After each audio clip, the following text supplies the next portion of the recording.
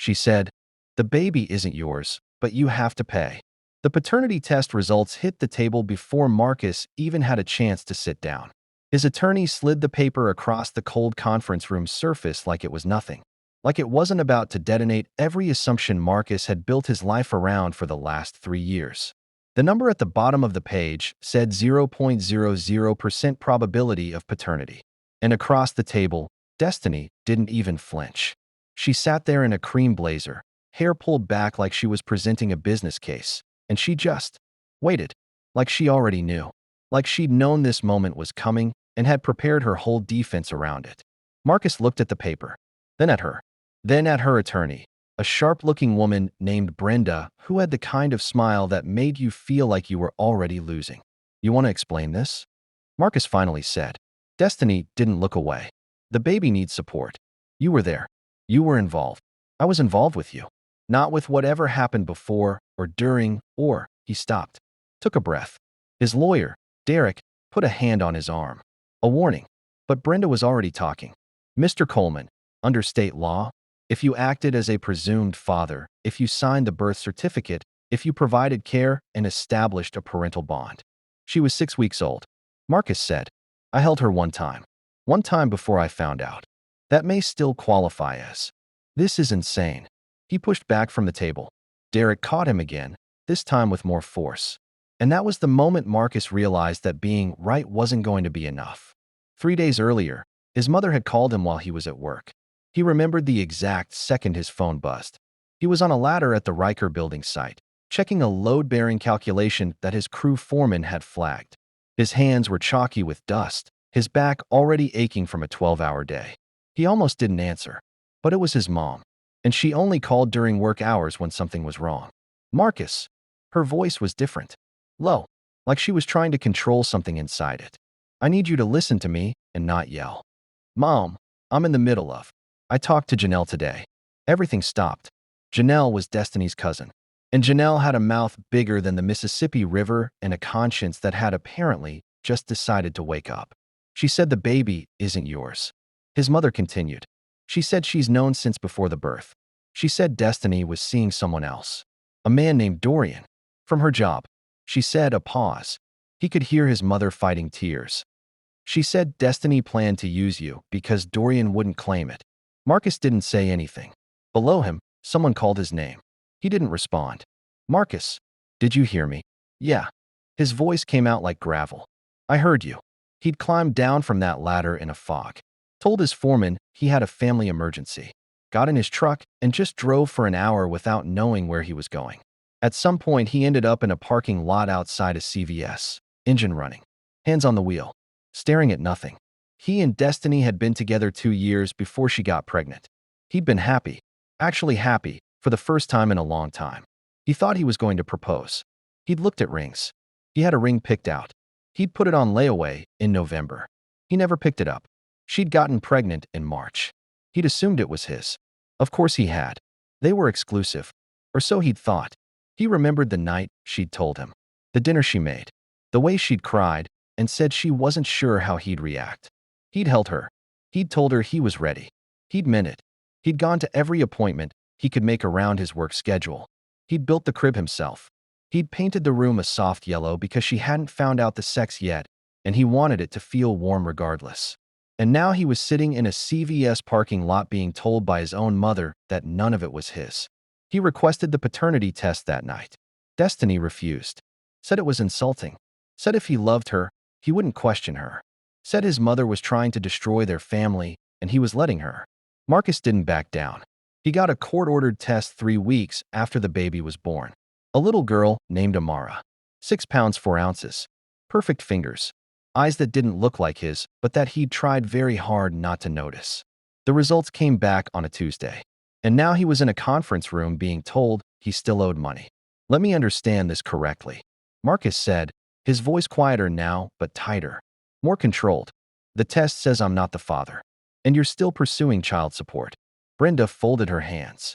"We're pursuing it based on the doctrine of equitable parentage. Your client had a meaningful relationship with the child. She was 6 weeks old."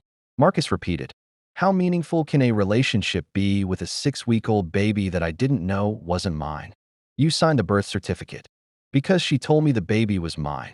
Derek leaned forward. My client signed under fraudulent representation. There is precedent for relief under those circumstances. There is also precedent, Brenda said smoothly, for courts to prioritize the child's best interest over the biological question. Amara has already been listed on your client's insurance. Your client set up a savings account in her name. Your client was present at the hospital as the father of record. Marcus felt his jaw tighten so hard his teeth hurt. All of that was true. Every bit of it. He'd done all of that because he'd believed she was his. Because he'd been lied to. Destiny was looking at him now. And for just a second, something crossed her face. Not guilt. Not quite. More like calculation. Like she was still running numbers. Still deciding whether to play the emotional card. She played it. Marcus. Her voice shifted. Softer. The voice he remembered from when they were good together. I know this is complicated. But Amara doesn't know any of this. She's an innocent baby. Whatever happened between us, she didn't choose it. She needs stability. He looked at her for a long moment. You're right, he said quietly. She didn't choose it. Then he looked at her attorney.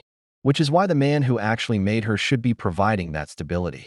Where is Dorian in all of this? Silence. Brenda shuffled a paper. Destiny looked away. And that told Marcus everything he needed to know about how much this was really about Amara. Derek had warned him about this possibility weeks ago. They'd sat in Derek's office, a modest but organized space full of family law books and a little succulent on the windowsill that looked like it was barely surviving. And Derek had walked him through every scenario. Some states have what's called paternity by estoppel. Derek had said, basically, if a man acts as a father, the court can hold him financially responsible even after a negative paternity test. The logic is that disrupting the child's established parental bond does more harm than good. But the bond was established on a lie. Marcus had said, doesn't always matter to the court. Marcus had gone home that night and sat on the floor of his living room for an hour. He wasn't a man who sat on floors. He was a man who fixed things, built things, solved problems with his hands. He'd grown up watching his father do the same thing. Two working parents in a small house in Charlotte, North Carolina. Nothing handed to them. Everything earned. He'd bought his own home at 28. He was proud of that. He was proud of a lot of things he'd done the right way. And now he was being asked to pay the consequences of someone else's lie. He thought about his father that night. His dad had passed 4 years ago. Heart attack. Fast. Too fast. Marcus hadn't even made it to the hospital in time. His dad had a saying. He said it constantly, so much that it used to annoy Marcus when he was younger. A man's name is his bond. Guard it like gold. Marcus had tried. He really had. He just didn't know Destiny would try to forge his signature on a check he never wrote. The conversation with Dorian happened 2 weeks before the court hearing. Marcus hadn't planned it. He'd found the man through Janelle, who by that point had committed fully to transparency after apparently losing sleep over her role in staying quiet so long. Dorian was 34. Marketing manager. Decent looking. Drove a leased BMW that told Marcus everything he needed to know about Dorian's relationship with appearances over substance. They met at a burger place because Marcus refused to do anything that felt like a confrontation. He needed information, not a fight. Dorian was nervous from the jump. Look, man, he said before Marcus had even ordered. I want you to know I didn't know she was doing all this. Did you know the baby might be yours? Marcus asked. Dorian looked down at the table. Dorian. She said she handled it. He said quietly. She said she was going to claim you were the father and that I didn't have to be involved. I told her I couldn't be a dad right now. I'm not in a position. I have a situation. I mean, you have a situation. Marcus repeated. I'm married. Dorian said, even quieter. And there it was. The whole architecture of the lie. Destiny had been sleeping with a married man, got pregnant. The married man wanted no part of it. And Marcus, stable, reliable, faithful Marcus, had been right there. Ready-made. Already in love with her. He was the escape hatch. The cover story. The insurance policy. He paid for his burger and left without eating it. His sister Tanya called him almost every day during this period. She was the oldest of 3, sharp as a razor, and she had never liked Destiny. Had said so exactly once, politely, and then kept it to herself because she respected Marcus's choices even when she disagreed. Now she wasn't keeping anything to herself. You need to fight this with everything you have, she said on the phone one night. Not just for the money. For your name. Because if you let them win this, it follows you. The next woman who runs a background check on you. The next job that pulls financial records. The next anything. This will be there. I know, Marcus said. Do you? She pushed back, gently but firmly. Because you have this thing where you try to be reasonable when somebody has already decided to be unreasonable. You try to meet people halfway when they're already 3 miles past the line. Destiny didn't meet you halfway. She set a trap and let you walk into it, and smiled while you did. He was quiet. I know you still have feelings, she said, softer now. I know part of you looks at that baby and feels something. You're a good man. That's what good men do. They feel things. But Destiny knew that about you, and she used it. So right now, you have to love yourself enough to fight. He thought about that for a long time after he hung up. The hearing was a Tuesday in April. The courthouse was cold. The fluorescent lights in the hallway hummed. Marcus wore the suit he'd bought for his father's funeral because it was the only one he owned that still fit. He sat in the hallway waiting while Derek did some pre-hearing business inside. 2 seats down, an old man was reading a paperback novel with a cracked spine, completely unbothered. Marcus envied him in a way that almost made him laugh. Destiny arrived with her mother and Brenda. She was dressed simply. She'd made a choice not to overdress. Smart. She looked like a struggling young mother, not like someone running a 3-year con. She made eye contact with Marcus as she passed. He held her gaze. He didn't look away first. That mattered to him in a way he couldn't fully explain. It was small, but it was his. Inside the courtroom, the judge was a woman named the Honorable Patricia Reeves. Mid-50s, gray natural hair, reading glasses on a chain around her neck. She had the energy of someone who had heard every possible human variation of mess and was still somehow not numb to it. Brenda made her arguments. Equitable parentage, best interest of the child, established parental bond, the savings account, the birth certificate, the insurance. Derek made his counterarguments. Fraud in the inducement, misrepresentation of paternity, the client's documented efforts to establish biological truth before further bonding occurred, the existence of a biological father, Dorian Hartwell, who had not been pursued for support despite clear evidence of his paternity.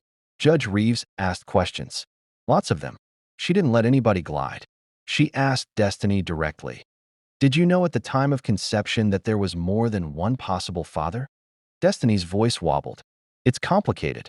I'm going to need more than that. A long pause. Her mother touched her arm. Brenda leaned over and whispered something. Yes. Destiny finally said. There was more than one possibility. And you told Mr. Coleman he was the father with certainty? I believed he was the most likely. That is not the same as certainty, Ms. Washington. Destiny looked down.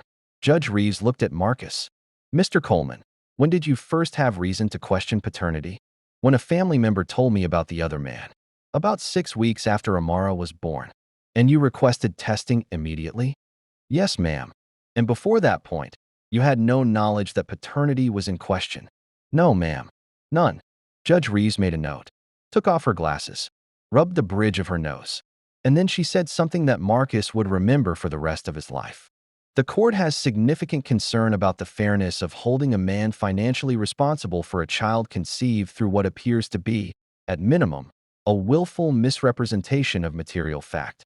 The doctrine of equitable parentage exists to protect children from disruption, not to provide a safe harbor for deliberate deception. Brenda stood. Your Honor, the child's needs are not being disputed. Judge Reeves said. The child has a biological father. That man's name is in evidence. This court is going to ask why he has not been added as a necessary party to this proceeding. The courtroom got very quiet. Brenda sat down. It didn't end that day. These things never end in one day. Marcus had learned that.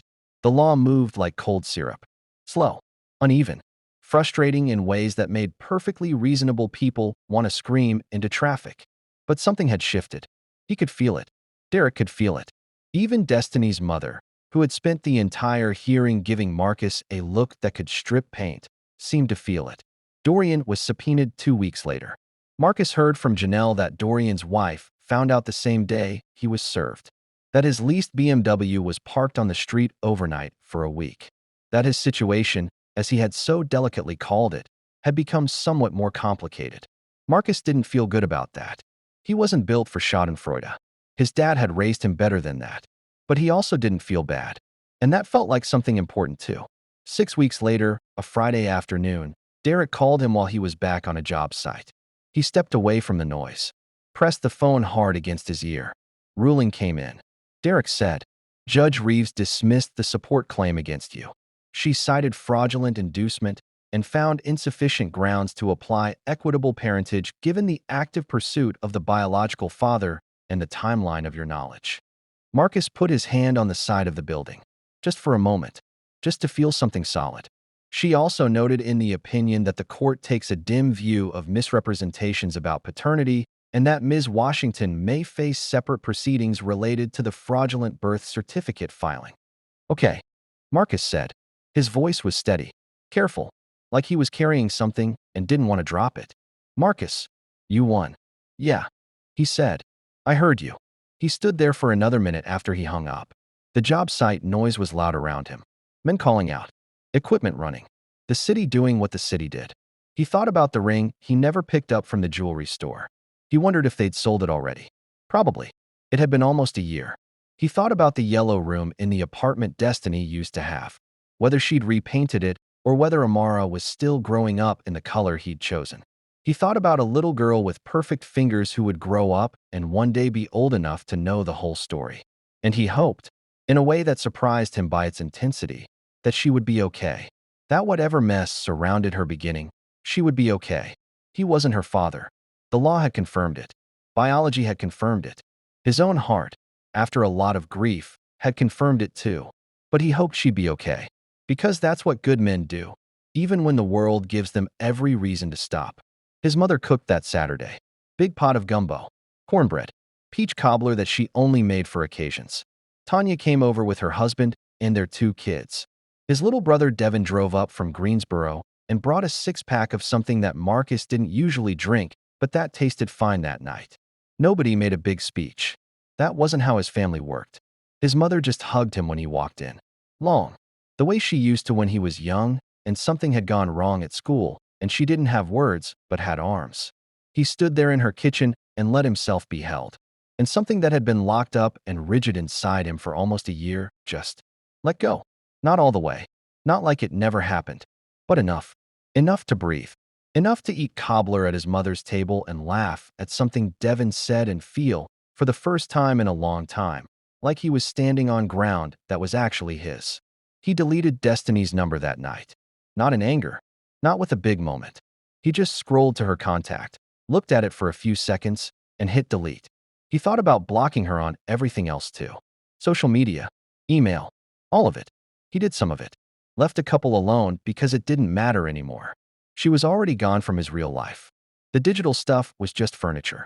He thought about therapy. Had thought about it off and on throughout all of this. Derek had actually mentioned it. Not in a clinical way. Just a quiet suggestion that what he was going through would leave marks and that there was no shame in getting help with that. He made an appointment for the following Thursday. A black male therapist 2 miles from his job. Something about that felt right. Felt specific in a way he needed. He was 31 years old.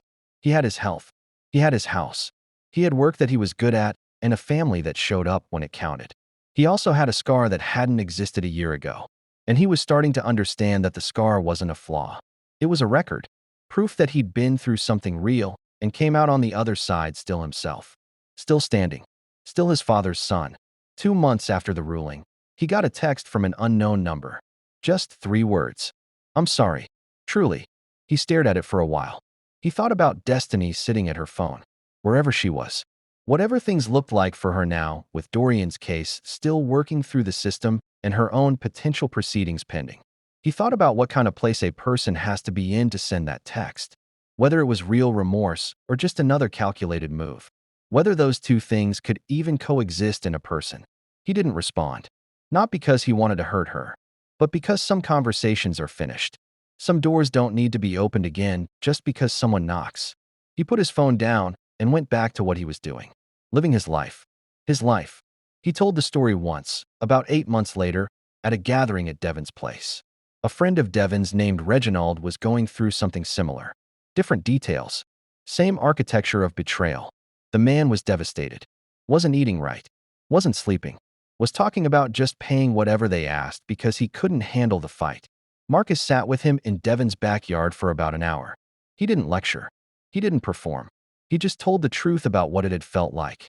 The fog, the anger, the moment in the CVS parking lot, the conference room, the hearing, his mother's arms in the kitchen. Reginald listened, really listened. How did you keep going? He finally asked. Marcus thought about it. I remembered what my dad used to say. He said, your name is your bond. I wasn't going to let somebody else's lie become the permanent story of my name. I had to fight for the true version. Reginald nodded slowly. And I had people. Marcus added, I had my mama and my sister and a good lawyer and a family that showed up. Not everybody has that. If you have even one person in your corner, you hold on to them and you fight. That was all he had. No perfect wisdom. No magic formula. Just the honest account of what had gotten him through. Sometimes that's enough. Sometimes that's everything. Here's where the story leaves you with a question. The law eventually did right by Marcus. Not perfectly or quickly, but it got there. But thousands of men every year are not Marcus. They don't have Derek. They don't know their rights.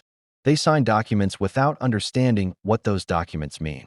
They pay because fighting feels impossible, or because they love the child even when the child isn't biologically theirs, or because the system makes it easier to just comply.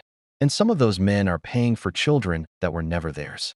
Month after month, year after year, while the biological father lives untouched. Destiny tried to use love against Marcus. She knew he was a good man, and she tried to turn that goodness into a financial instrument. He survived it. He fought it. He won. But here's the question for you in the comments. If the law had ruled against him, if the judge had said equitable parentage applied, and he had to pay regardless of biology, regardless of fraud, regardless of the fact that he was deliberately deceived, would that have been justice? Or would it have been the system rewarding a lie? And where exactly is the line between protecting an innocent child and holding an innocent man accountable for a child he was tricked into believing was his? Drop your thoughts below, because this conversation is one that more people need to be having out loud.